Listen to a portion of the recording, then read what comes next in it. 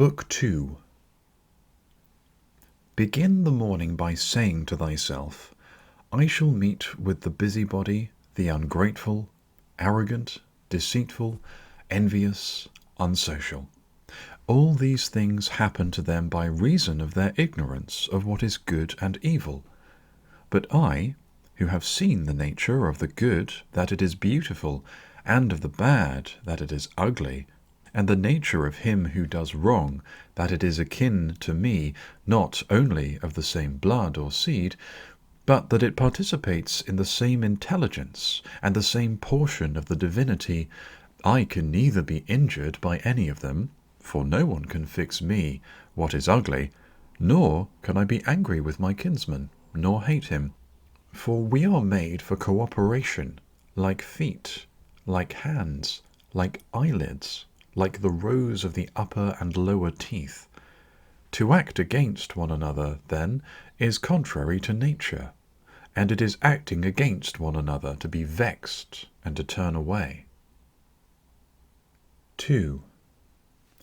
Whatever this is that I am, it is a little flesh and breath, and the ruling part. Throw away thy books. No longer distract thyself. It is not allowed. But as if thou wast now dying, despise the flesh. It is blood and bones, and a network, a contexture of nerves, veins, and arteries. See the breath also, what kind of a thing it is. Air, and not always the same, but every moment sent out and again sucked in. The third, then, is the ruling part. Consider thus. Thou art an old man. No longer let this be a slave. No longer be pulled by the strings like a puppet to unsocial movements. No longer be either dissatisfied with thy present lot or shrink from the future. 3. All that is good from the gods is full of providence. That which is from fortune is not separated from nature, or without an interweaving and involution with the things which are ordered by providence. From thence all things flow, and there is besides necessity, and that which is for the advantage of the whole universe, of which thou art a part. But that is good for every part of nature which the nature of the whole brings, and what serves to maintain this nature. Now the universe is preserved, as by the changes of the elements, so by the changes of things compounded of the elements. Let these principles be enough for thee. Let them always be fixed opinions. But cast away the thirst after books, that thou mayest not die murmuring, but cheerfully, truly, and from thy heart, thankful to the gods. 4. Remember how long thou hast been putting off these things, and how often thou hast received an opportunity from the gods, and yet dost not use it. Thou must now at last perceive of what universe thou art a part, and of what administrator of the universe thy existence is an efflux, and that a limit of time is fixed for thee, which, if thou dost not use for the clearing away the clouds from thy mind, it will go, and thou wilt go, and it will never return. 5. Every moment think steadily as a Roman and a man to do what thou hast in hand with perfect and simple dignity, and feeling of affection, and freedom, and justice, and to give thyself relief from all other thoughts. And thou wilt give thyself relief if thou dost every act of thy life as if it were the last, laying aside all carelessness and passionate aversion from the commands of reason, and all hypocrisy and self-love and discontent with the portion which has been given thee. Thou seest how few the things are, the which, if a man lays hold of, he is able to live a life which flows in quiet, and is like the existence of the gods. For the gods, on their part, will require nothing more from him who observes these things. 6. Do wrong to thyself, my soul, but thou wilt no longer have the opportunity of honouring thyself. Every man's life is sufficient, but thine is nearly finished, though thy soul reverences not itself, but places thy felicity in the souls of others. 7. Do the things external which fall upon thee distract thee? Give thyself time to learn something new and good, and cease to be whirled around. But then thou must also avoid being carried about the other way. For those too are triflers who have wearied themselves in life by their activity, and yet have no object to which to direct every movement, and, in a word, all their thoughts. 8. Through not observing what is in the mind of another, a man has seldom been seen to be unhappy, but those who do not observe the movements of their own minds must of necessity be unhappy. 9. This thou must always bear in mind. What is the nature of the whole, and what is my nature, and how this is related to that, and what kind of a part it is, of what kind of a whole, and that there is no one who hinders thee from always doing and saying the things which are according to the nature of which thou art a part. 10. Theophrastus, in his comparison of bad acts, such a comparison as one would make in accordance with the common notions of mankind, says, like a true philosopher, that the offences which are committed through desire are more blamable than those which are committed through anger.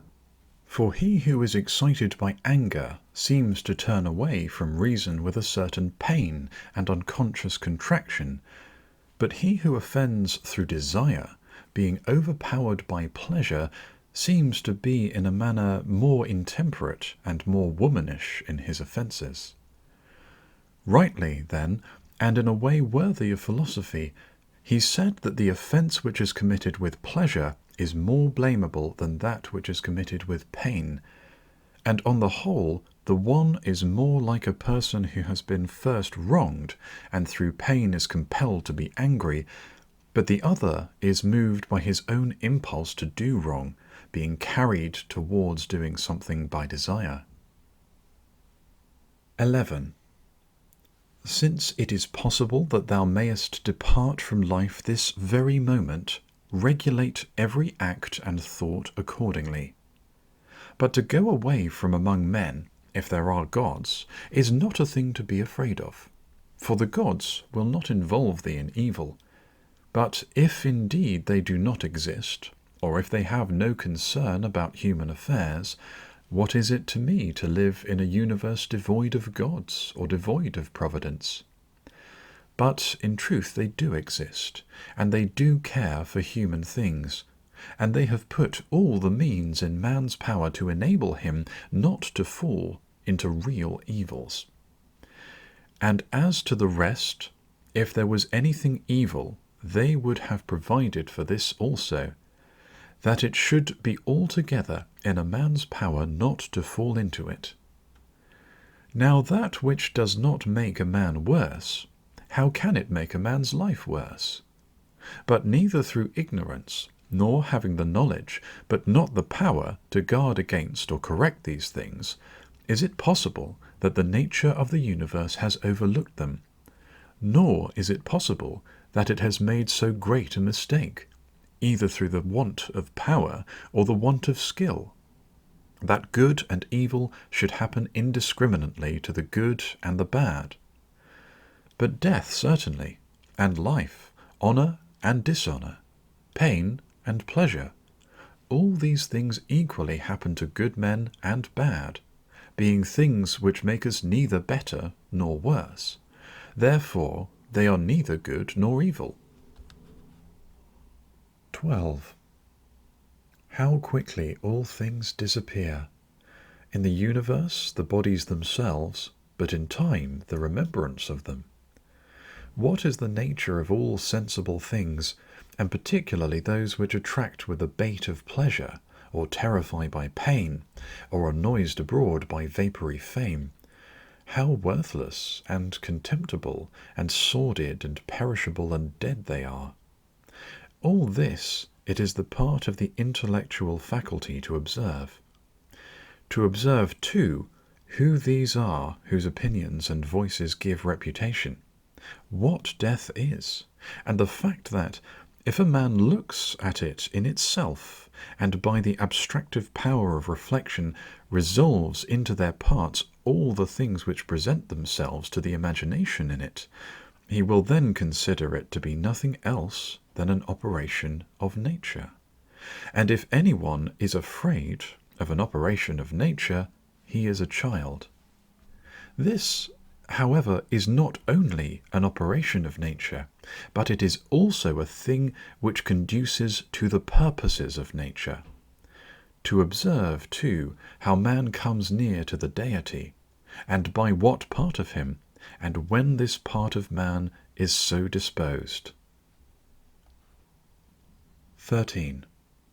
Nothing is more wretched than a man who traverses everything and around, and pries into the things beneath the earth, as the poet says, and seeks by conjecture what is in the minds of his neighbours, without perceiving that it is sufficient to attend to the demon within him, and to reverence it sincerely. And reverence of the demon consists in keeping it pure from passion and thoughtlessness, and dissatisfaction with what comes from gods and men. For the things from the gods merit veneration for their excellence, and the things from men should be dear to us by reason of kinship. And sometimes even, in a manner, they move our pity by reason of men's ignorance of good and bad, this defect being not less than that which deprives us of the power of distinguishing things that are white and black. 14. Though thou shouldst be going to live 3,000 years, and as many times 10,000 years, still remember that no man loses any other life than this which he now lives, nor lives any other than this which he now loses.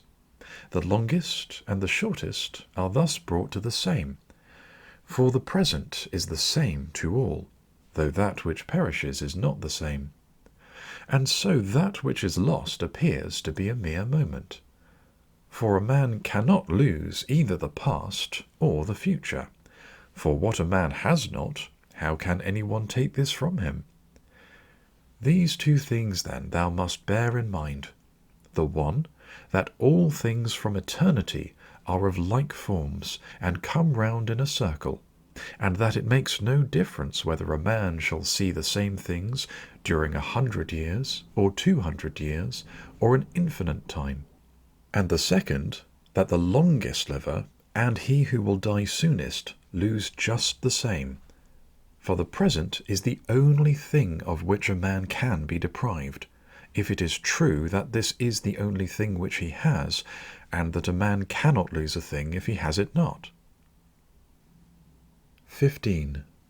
Remember that all is opinion, for what was said by the cynic Monimus is manifest, and manifest too is the use of what was said, if a man receives what may be got out of it as far as it is true.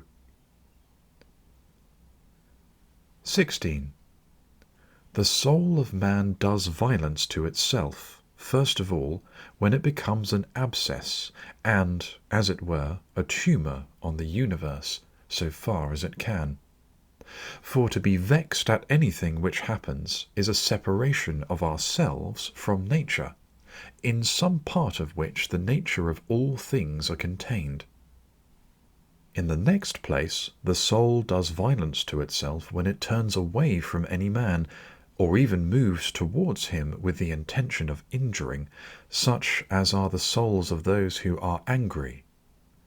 In the third place, the soul does violence to itself when it is overpowered by pleasure or by pain.